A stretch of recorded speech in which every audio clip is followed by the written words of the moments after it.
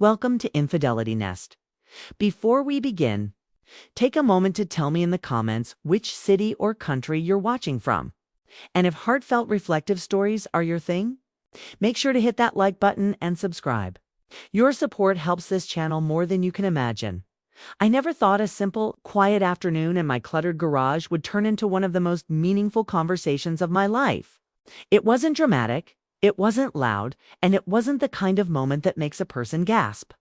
But what my sister's son revealed that day changed the way I saw him, myself, and the small unspoken roles we play in each other's lives. I'm in my early 50s now, and though I don't feel old, I definitely feel seasons softened in some ways, sharpened in others. The garage had always been my little sanctuary, space where memories hid inside dusty boxes and old tools waited patiently to be touched again. That afternoon, the late sun filtered through the small square window near the ceiling, filling the room with warm golden specks that floated like dust-made stars. The air smelled faintly of motor oil and cedar, a scent that reminded me of my own father and the toolbox he passed down to me. I sat on a faded camping chair I kept for moments like this, moments when I needed to be alone with my thoughts, but never quite got around to them. Boxes were spread around me like little islands of long-avoided chores. I had promised myself I'd clear them out last spring. Yet there I was, in autumn, finally deciding to sort through them. My sister Denise has leaned on me more since her divorce. I never minded. Family is family, and helping her felt natural, almost instinctive.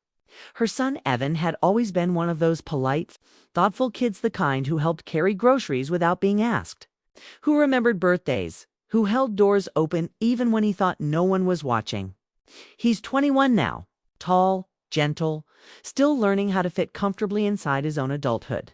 I watched him grow his whole life, but somehow had never truly stopped to see him.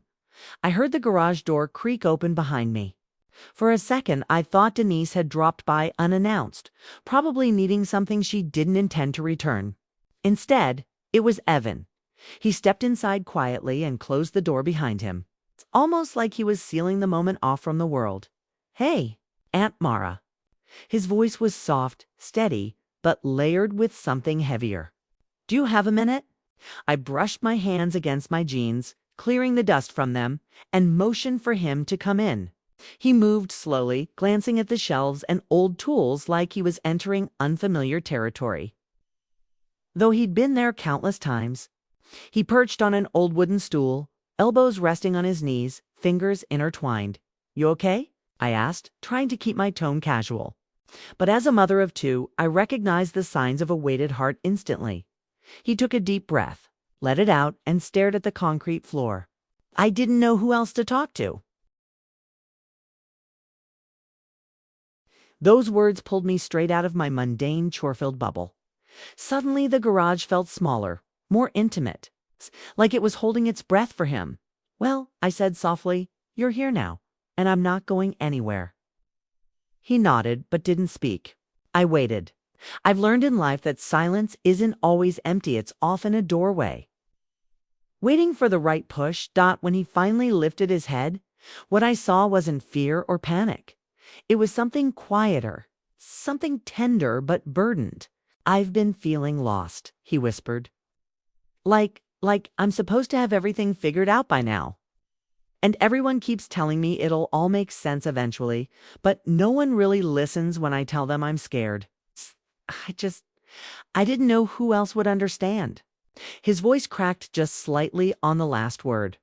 I was stunned not by the confession itself, but by the fact that he came to me of all people. Spent so much of my life pretending to know what I'm doing that I never considered someone might actually believe it. I shifted my chair a little closer. "Evan, everyone feels lost in their 20s, I said. "People just don't talk about it. I wish someone had told me that when I was your age." "You always know what to say," he said, finally meeting my eyes. "I feel like I can talk to you about things I can't say to Mom." His words landed deep.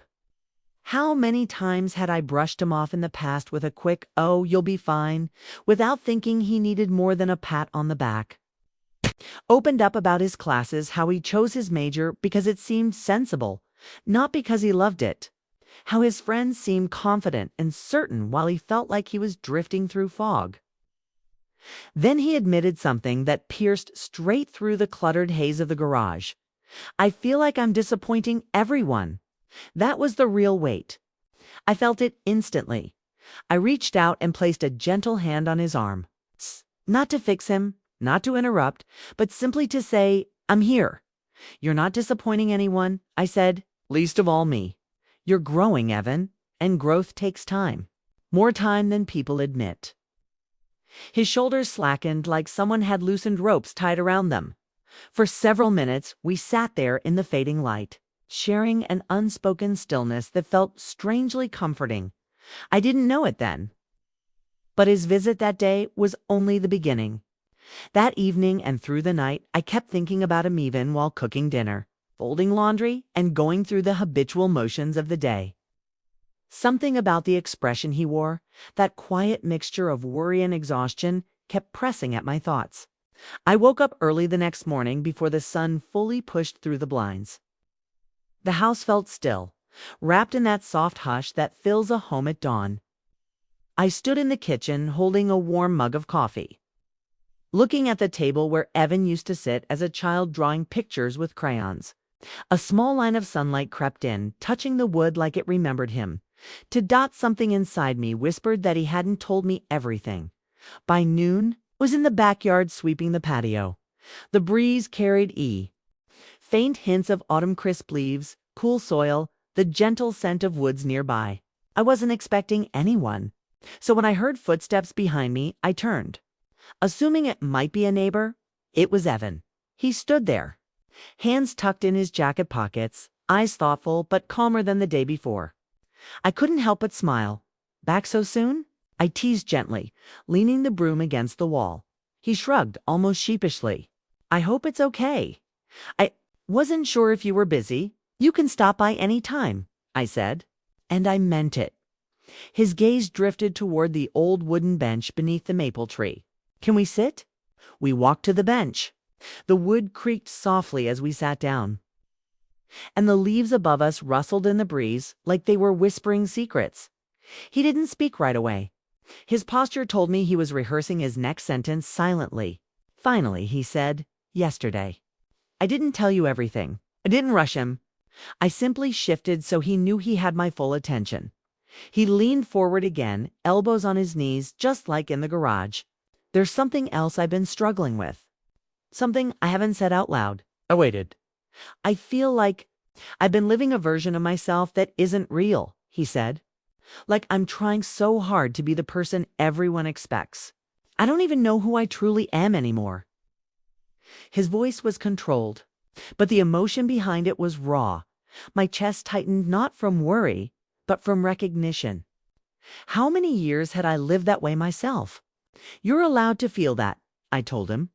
Most people spend their whole lives avoiding that truth. But you're facing it. He swallowed hard. I didn't know who else I could say it to. And I'm honored you came to me, I replied. A small, fragile smile crossed his face, one that didn't yet feel fully settled, but at least wasn't weighed down anymore.